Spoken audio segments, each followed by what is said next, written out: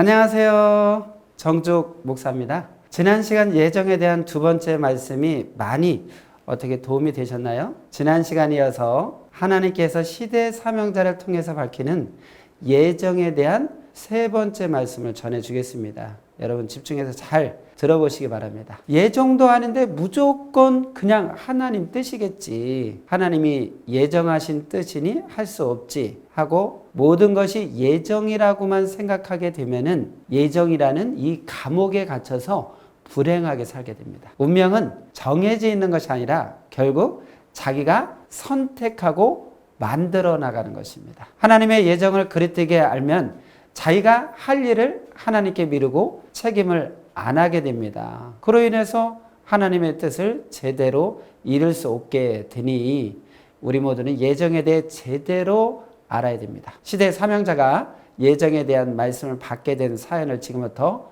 말씀해 주겠습니다.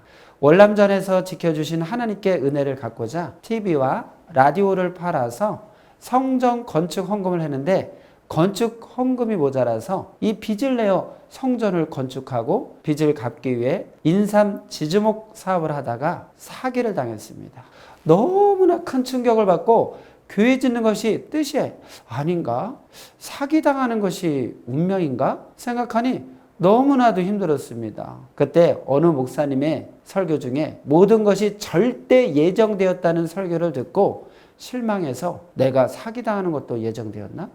내가 전도하는 것이 무슨 소용인가? 안 해도 예정받은 자는 다 구원받을 텐데 라며 기도하고 있을 때 환상 중에 한 예쁜 여자가 보였는데 팔방미니였습니다. 그런데 발이 오리발처럼 생겼습니다. 예수님은 말씀하시기를 네가 이 여자와 결혼할 때 발만 떼어놓고 결혼할 수 있느냐? 그 여자의 모든 지체를 취하여 결혼하지 않느냐? 그때 여자 위에 지구가 연결되어 보였습니다. 그 환상은 하나님이 이 지구촌을 결혼할 한 여자로 보고 하나님이 지구촌 모두를 다 사랑하신다는 것을 말하는 것임을 깨달았습니다. 이 성경 디모데전서 2장 4절을 보면은 하나님은 모든 사람이 구원을 받으며 진리를 아는 데에 이르기를 원하시니라 했습니다. 또 감나무가 보였습니다. 농부는 어느 가지에서 감이 열릴지 모르니 모든 가지를 위해 열심히 비료주고 가꾸게 되었습니다. 하나님도 누가 좋은 인생의 열매가 될지 아니면 나쁜 열매가 될지 몰라서 모두가 구원을 받을 때까지 끝까지 사랑하며 보살피심을 알게 되었습니다. 그러므로 세상에는 이 의인도 악인도 함께 있으니 인생을 사는 자가 지혜롭게 살면서 자기 책임 분담을 해서 사기를 안 당해야 하는 것임을 절실히 깨닫게 되었습니다. 모든 만민을 구원하려는 것이 하나님의 절대 예정이지만은 자신의 그 믿음과 수고와 몸부림으로 구원이 이루어짐을 깨닫게 되었습니다. 하나님에 대한 것은 절대적이고 사람에 대한 것은 책임에 의한 상대 예정입니다. 하나님과 성령님과 성자의 책임 분담에 이 자기 책임 분담을 더해서 자기 삶을 살아가면 됩니다. 깨닫고 보면 저마다 자기 책임 분담의 예정이 너무나도 많습니다. 인간이 가지고 있는 이 권세와 능력 중 하나가 책임 분담이라는 것을 여러분 깨닫기 바랍니다. 행하면 행할수록 얻게 되고 잘 됩니다. 행하지 않으면 실가당만한 일도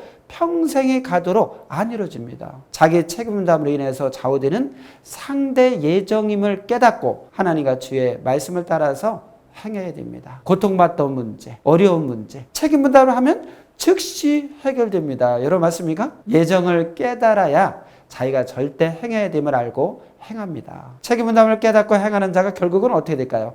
잘 되고 형통하게 됩니다. 하면 되고 안 하면 안 됩니다. 그러니 하는 것이 답입니다. 자기가 하면 되는데 왜 전능자 하나님이 해주시겠습니까? 어디까지가 하나님의 예정이고 어디까지가 우리가 해야 될 일인가? 이것을 매번 생활 속에서 깨달아야 됩니다. 예정에 대해 배웠으니 이제는 생활 속에서 자기 스스로 할 일인지 아니면 형제들과 같이 할 일인지 아니면 주와 함께 해야 될 일인지 판단하고 분별하고 행하면 됩니다. 자기가 제대로 확인하지 않고 행하거나 아니면 할 일을 제대로 못 해놓고 왜 하나님이 안 도우셨지? 하고 서운하게 생각하면서 하나님께 책임을 떠넘겼던 자들은 제대로 알고 행해야 됩니다. 요한복음 8장 32절에 보면 진리를 알지니 진리가 너희를 자유롭게 하리라 했습니다. 전능자 하나님은 인간에게 자유의지를 주셔서 하나님 안에서 자유롭게 살게 해주셨습니다. 어린아이가 크면서 이 자유의지를 가지고 행하듯이 신앙인들도 하나님의 말씀으로 성장하면서 이 자유의지를 가지고 스스로 행하게 하셨습니다. 저 사망지옥의 문 직전까지 간 육과영도 전능하신 하나님의 말씀을 듣고 믿고 행하게 되면 그 즉시 생명권, 빛의 세계로 나오듯이 자기 책임 분담을 행하면 즉시 그 일이 해결됩니다. 여러분, 사람의 운명이 예정된 것이 아닙니다. 이 길 자체가 이미 예정되어 있습니다. 생명길 아니면 사망길로 이미 정해져 있습니다. 예레미야서 21장 8절에 보면은 여호와께서 가라사대 너는 또 이 백성에게 여호와께서 이같이 말씀하신다 하라. 보라, 내가 너희 앞에 생명의 길과 사망의 길을 두었노니 이렇게 나와 있습니다. 이렇게 생명길과 사망길, 천국길과 지옥길, 성공길과 실패길이 이미 결정되어 있습니다. 인생은 누구나 지금 이 두 길 중에 한 길을 가고 있습니다. 여러분 맞습니까? 자신의 운명이 나쁘게 정해진 것이 아닙니다.